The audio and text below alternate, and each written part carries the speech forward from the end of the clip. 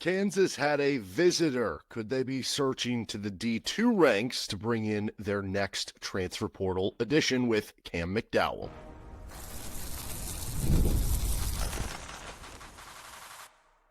You are Locked On Jayhawks, your daily podcast on the Kansas Jayhawks. Part of the Locked On Podcast Network, your team every day. What's going on? Derek Johnson here. This is Locked On Jayhawks. Thanks for making it your first listen every day. And thank you to the everydayers catching each and every episode of the show, wherever you get your podcast or on our YouTube page where you can like and subscribe. And again, thank you for tuning in to each and every episode, and you are an everydayer. And on today's episode, we're going to be talking Cameron McDowell. He is a Division II transfer, one of the best players from Division II, one of the best scorers from Division II this past season, how he would fit in with Kansas, what he would bring to the table, and potential fit in terms of possible role if he were a Jayhawk. And as it sounds like, he was just visiting Lawrence at the end of this past week. First, today's episode of the show is brought to you by Game Time. You can download the Game Time app, create an account, and use code LOCKEDONCollege for $20 off your first purchase with Game Time. All right, so who is Cam McDowell? Full name Cameron. I think he mostly goes by Cam. He is a 6'5", 185-pound left-handed guard. I think, for his team, there were times where maybe he was handling it a little bit. Mostly I view him as a 2-3 guard, 2-3 kind of in that range. He's originally from the state of Georgia. He was a 3-star recruit out of high school, top 250 nationally, according to 24/7 Sports.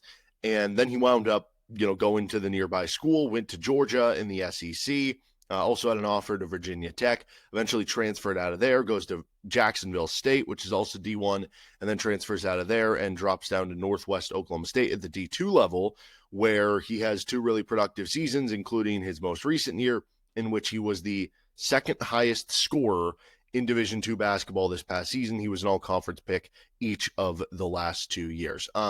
So I do know that the first thing that comes with this is like, they're going down to D2. Is that worrisome at all? That, you kind of just have to get creative with it at this point. Like, there aren't a ton of just, obvious options that are out there at this point in time. And I know there might be some trepidations about that. Like, are we sure a D2 kid would be good enough to play at Kansas? I'll just, you look at that Drake team last year. Think about all the kids they had come up from Northwest Missouri State. Now, that's a little bit different because that's a super winning culture and program that was like winning national championships.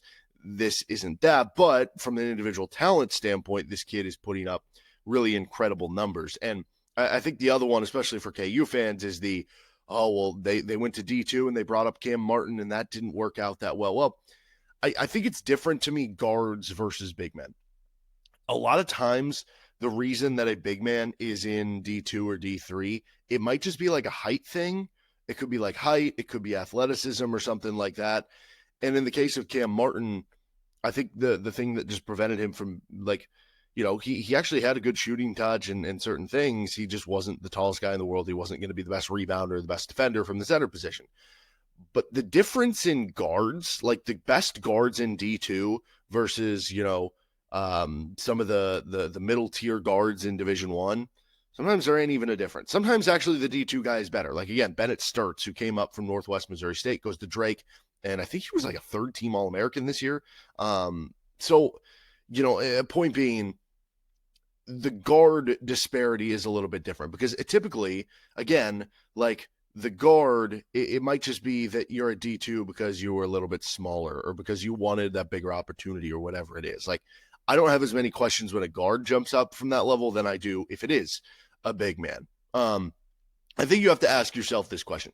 Would you rather have one of the best players in Division II, who you probably don't have to worry about as much getting eligible, or would you rather have a young player who hasn't produced at, say, like a second league level in some random country, who maybe shows potential and they're already 20 years old, but it's like a lower league and it's going to be a struggle to get eligible?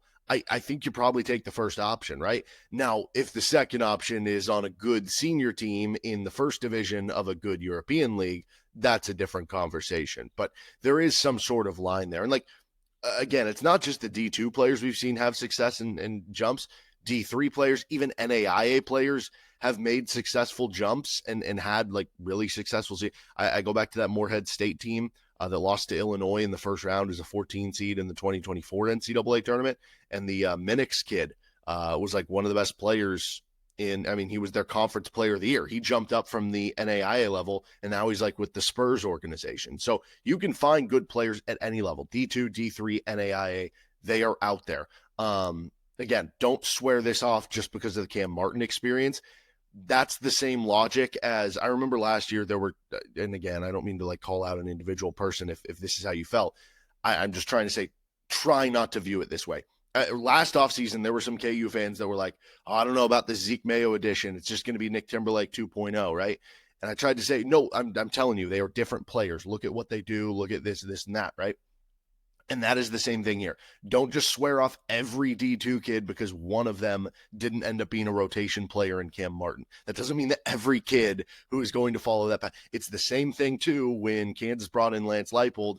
And I know there were a few, again, these are small majorities or small minority numbers of people, right? It only might be 1% of the fan base or something. But they were like, oh, no, we tried the Buffalo head coach thing with Turner Gill and it didn't work. Okay, but Lance Leipold and Turner Gill, and proof is in the pudding now, are different people, right? Just because there's one similarity in something doesn't mean it's always going to have the same output. But I'll just say this, overall, I think this would be a very creative addition for Bill Self. And at this point, Kansas needs to be creative. Kansas has to be creative because you are at a point where, again, there aren't a lot of obvious options, a lot of obvious candidates for you to go out there and get.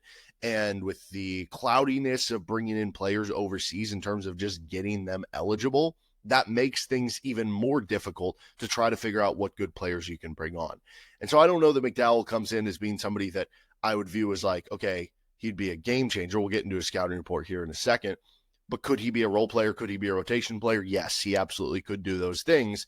And from a standpoint of not having to worry to get it eligible in terms of going through the student visa process, which is paused, in terms of probably not breaking the bank with NIL. It seems like Kansas at this point is on a tighter NIL budget, or, to round out the roster, right? The roster already has a good amount of money invested into it. Just to round it out is, it would be helpful to have some almost budget additions to a certain standpoint. For that reason, it kind of makes sense. So I like the creativity here. Let's get more into the numbers, into the scouting report, how he would fit in with Kansas.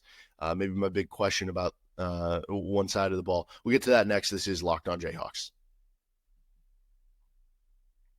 And today's episode of the show is brought to you by Game Time, where you can obviously go to, if you want to go to like a game 7 or something like that of, I don't know, an upcoming playoff game, like, and you're in the town, great with Game Time. But right now we're getting to baseball season, and during the summer, Game Time, boom, it is perfect for baseball, because at least for me, like a lot of times I'm buying tickets like the day of, if I'm going to a baseball game, just because, or maybe the day before, something like that.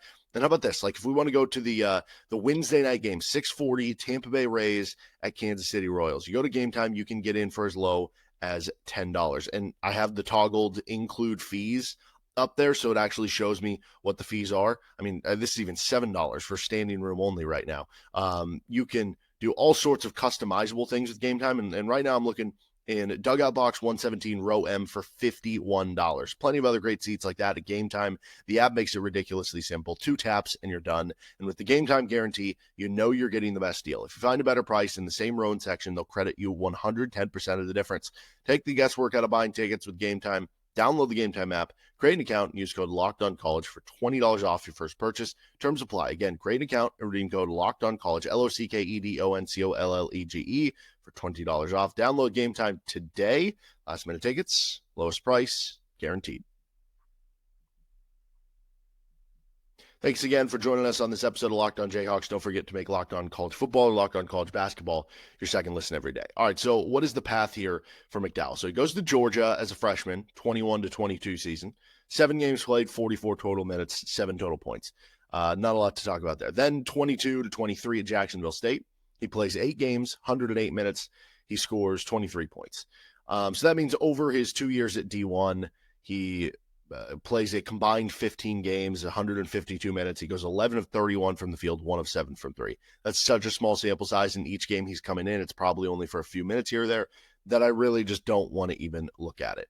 Then he goes to Northwest Oklahoma State at the Division II level, where he was deemed a redshirt sophomore. So one of those years he was given a redshirt year, either the Georgia year or the Jacksonville State year. And that's why he would have one more year for this year with Kansas.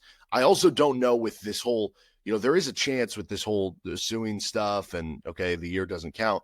What if one of his D2 years doesn't count in the same way like one of the JUCO years doesn't count? And then could he have 2 years left to play? I'm just assuming he would only have one, but maybe you could finagle it that way. I don't know. So in his first year at Northwest Oklahoma State, he plays 29 minutes per game. He averages about 16 points, a little over 3 rebounds, 2 assists per game on 52 from the field, 38 from 3, and 84 at the foul line. Very, very good there. And he played 18 of those 29 games off the bench. I like that for the translation to Kansas, that he seems content in some way in coming off the bench and making an impact, because that would probably be the most likely role if he were to come to Kansas, right? Especially in missing the summer at this point. This past season, he becomes like the guy on the team. He's playing 36 minutes per game, 27 games of action, 27.3 points per game. Again, that was second in D2. 4.7 rebounds per game, 2.9 assists per game, 2 steals per game, 0.7 blocks per game on a very exciting 51% from the field, 39% from 3, 83% at the free throw line. So this past season, he was all-conference first team. And then the year before, he was all-conference second team. So, again, really good production in those 2 years. In 2023 to 24, his first year there, his on-off net rating was 12 points better per 100 possessions on offense. So the team was about 12 points better when he was on the floor offensively. That put him in the 93rd percentile. So about as impactful of an offensive player as there is. Defensively, though, the team was worse. On the defensive end, the team was 4 points worse per 100 points per possession when he was out there. So the team didn't have a very good defense to begin with, but it got even worse when he was out there in his first year. What about his second year? Well, in his second year, he plays more minutes, obviously. His on-off O rating, they were about 4.2 points per 100 possessions better when he was on the floor. So they're still better on the offensive end, 66th percentile. But again, they were worse with him on the defensive end. They were about 5 points worse per 100 possessions defensively when he was out there on the floor. So you're looking at somebody who offensively over his 2 years there, they were on average about 8 points per 100 possessions better on offense when he was out there. That's very good. But defensively, they were on average about 4.5 points worse when he was out there. So that is some questions about what is the defense. But the offensive numbers are elite, man. 97th percentile in Division II for true shooting percentage in the 23-24 season, 96th percentile in true shooting percentage this past season, and that's coming from a guard who's on high volume, man. 27 points per game, taking a lot of shots for a team that's not the best team in the world. To do that, efficiency is incredible. Also, 93rd percentile effective field goal percentage, 93rd percentile field goal percentage and 2-point percentage, and 79th percentile in 3-point percentage, 81st percentile in free throw percentage. He is just an offensive and shooting and efficiency juggernaut. 2023 to 24, he was 89th percentile in offensive RAPM, which is the CBB Analytics like offensive metric. He was also 96th percentile in offensive win shares. And then this past season, he was 64th percentile in offensive RAPM, 99th percentile in offensive win shares. So again, you're talking about somebody just elite offensive player. He gets to the free throw line a ton. 90th percentile and 83rd percentile in terms of free throw attempt rates in his 2 years there. So again, able to force the action, get to the free throw line. Rebounding wise, if you look at his numbers, they're being compared to guards. He had a 59th percentile offensive rebound rate, 57th percentile defensive rebound rate. For guards, he's an above average rebounder. So if you view him more as a 2 guard, he's a fine rebounder, right? If you view him more as a 3, he'd probably go to be more of like a below average, but not somebody who's just going to kill you there type of rebounder, I think is what you would look at there, right? Compared to wings, it would be a little bit lower. But one thing I really liked, he had pretty high turnover numbers his first year at Northwest Oklahoma State. And I don't know if this was just the result of hard work or something he really worked on year to year, but it just showed improvement is the main goal here. He was 24th percentile in turnover rate in the 2023 to 2024 season. This past season, he improved that to 65th percentile turnover rate. So he did a much better job of taking care of the basketball, even though he was asked to play a bigger role. He also has good block and steal numbers, going back to the idea that, okay, the defense seems a little suspect on that team number. The individual defensive numbers actually look good. 93rd percentile in Hakeem rate in 2023 to 2024, which is block plus steal rate, right? And then 90th percentile Hakeem rate in 2024 plus 2025. So again, his block plus steal rate ranked in basically the top 10% of D2 basketball over his 2 years there. So I think, to sum it up, though, to me, like the biggest skill here, the biggest idea you would be bringing this kid in for is for the shooting. He could play the 2-3 for you, but like it's because of the shooting and the scoring that this is a possibility for KU. He went 124 of 321 from three in his 2 years at D2. That's 38.6% from three on 5.7 attempts per game. So he's taking a lot of them.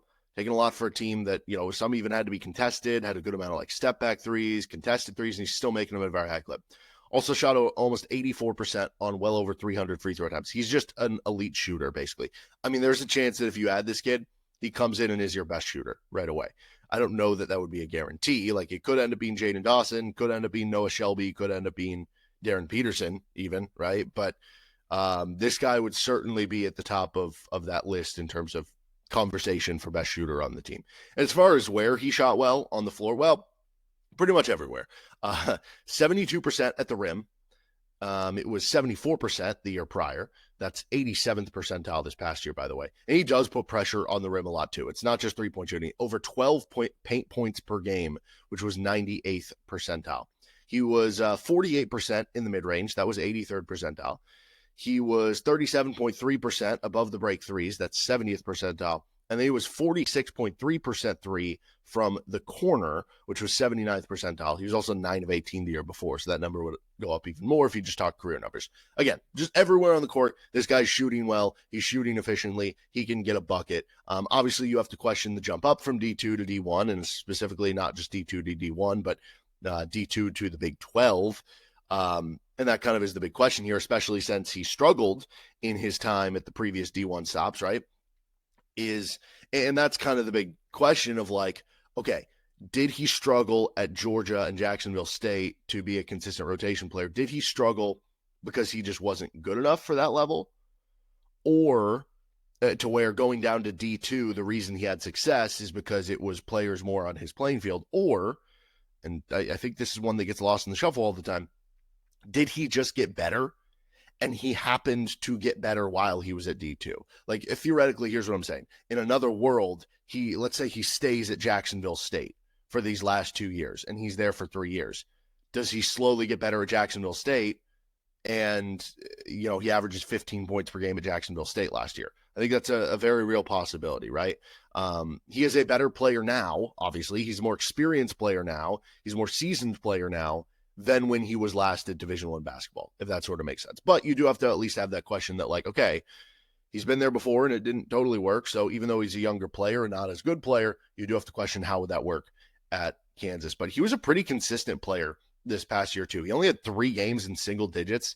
He had 23 games of 20 or more points, and he showed a high ceiling. He scored 35 or more points on 8 occasions, including 41 points and 44 points on 2 separate occasions. Now, the 2 big questions I have here are impact on winning and defense. His team was 14-15 this year. They went 31-28 combined in 2 years. If he was this like all-world player at D2, you would think they'd be having a little bit more success. You also look at Georgia and Jacksonville State going 19-44 the 2 years he was there. But even as I'm saying it, like it feels a little bit unfair to count those against him because he didn't play a ton at Georgia or Jacksonville State. So like how much impact could he have on whether the team was winning or losing? And as far as Northwest Oklahoma State, like, yeah, you would like to see them go better than 31-28. Honestly, if you look at the rest of the roster, if you take him off, it might have been one of those situations where they were like 5-25 or something like that. Because it's not like he was just averaging 27 points per game because he was getting up 40 shots per game and he was only shooting 40% from the field and 30% from three, and he's just chucking and taking bad shots, but he's filling up the stat sheet just on volume. That was not the case. Again, his shooting efficiency numbers, 51 from the field, 39 from three, 83 at the foul line. Those are excellent, especially on high volume, right? So it's not like that was the case. And the rest of the team, if you take him off the team, the rest of the team only shot 41% from the floor, 31% from three, 77% at the foul line. And there was only one other player on the team who even averaged 8 or more points per game. So I don't think this was a him thing that the team didn't have a ton of success. So honestly, I'm going to actually throw that question out of the window. I feel good about that. But the real question I have is going to be the defensive side of the ball. Let's touch on that next, as well as what his fit would be and possible role with KU. Thanks for joining us on this episode of Locked On Jayhawks. All right, the big question I have for Cam McDowell would be, because he is an awesome offensive player, and even though you do have the jump from D2 to D1, I think he would be able to translate some of those skills, his scoring ability, his shooting into the D1 level. The big question I have is the defense. So we went over some of the individual defensive stats. Steal and block stuff looked pretty good. We went over the team on-off numbers, looked very bad. What about some of the defensive metrics that are provided? Okay. So 26th percentile in on-off D rating, 18th percentile in defensive RAPM, 38th percentile in defensive win shares. Those are all numbers from his 2023 to 2024 season, his first season with Northwest Oklahoma State. All of those are lining up to say he was below average to a poor defender at the D2 level. What about 2024 to 2025, this past season? He was 20th percentile in defensive on-off rating. He was only 7th percentile in defensive RAPM, and he was 46th percentile in defensive win shares.